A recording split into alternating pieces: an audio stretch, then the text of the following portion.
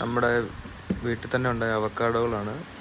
അപ്പം ഇത്രയും അവക്കാഡോ എങ്ങനെയാണ് പറിച്ചതെന്ന് നോക്കാം. അപ്പം വേറെ ആംഗിളൊന്നും കിട്ടാത്തതുകൊണ്ട് നിലത്ത് വെച്ചാണ് വീഡിയോ എടുക്കുന്നത്. ആദ്യം തന്നെ അനിയത്തിയാണ് പറിക്കുന്നത്. അവക്കാഡോ കിട്ടി, അത്യാവശ്യം മുഴുപ്പുള്ളതായിരുന്നു, ചതയാതെ പിടിക്കാൻ പറ്റി. അപ്പം അവൾക്കത് അടുത്തത് പറിക്കാൻ പറ്റാത്തതുകൊണ്ട് ഞാൻ തന്നെ തോട്ടിയെടുത്ത് പറിക്കാവോ നോക്കിയാണ്. അപ്പം പറിക്കാൻ പറ്റി, അത് പിടിക്കാനും പറ്റി. അത് ചെറുതായതുകൊണ്ടാണ് പിടിക്കാൻ പറ്റിയത്, രണ്ടും ഒരുമിച്ച് ചെയ്യാൻ പറ്റിയത്. എന്നിട്ട് അടുത്തത് അവൾ പറിച്ചു.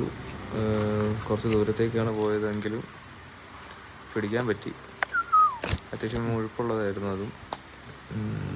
പിന്നെ നേരത്തെ ചെയ്ത പോലെ തന്നെ ഞാൻ തന്നെ പറിക്കാവോ നോക്കി. അപ്പോൾ ഒരു അബദ്ധം പറ്റി.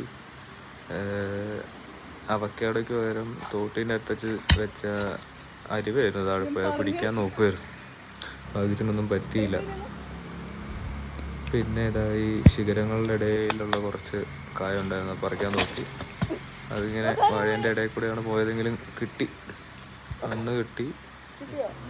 ശിഖരങ്ങളുള്ളതുകൊണ്ട് ബുദ്ധിമുട്ടായിരുന്നു പിടിക്കാൻ, കാരണം കാണുന്നില്ലായിരുന്നു. അതുപോലെ നിന്ന സ്ഥലം അത്ര സ്റ്റേബിൾ അല്ലായിരുന്നു, ആടുന്നുണ്ടായിരുന്നു. പറിക്കാനും അധികം സമയം എടുക്കുന്നുണ്ടായിരുന്നു. അങ്ങനെ അടുത്തത് അതൊരു കൈ കൊണ്ട് പിടിക്കാൻ പറ്റി. അത് അത്യാവശ്യം വലിപ്പമുള്ളതായിരുന്നു. ഈ വലിപ്പമുള്ള അവക്കാഡോ കഴിക്കാൻ നല്ല തരിപ്പ് വരും. അത്യാവശ്യം നല്ല കനമുണ്ട്, ഒരു 400 ഗ്രാമൊക്കെ ഉണ്ട് അവക്കാഡോ. ഇനിയുള്ള അതൊന്നും കിട്ടിയില്ലായിരുന്നു, കാരണം ആ ശിഖരത്തെ തട്ടി തെറിച്ച് പോവുമായിരുന്നു.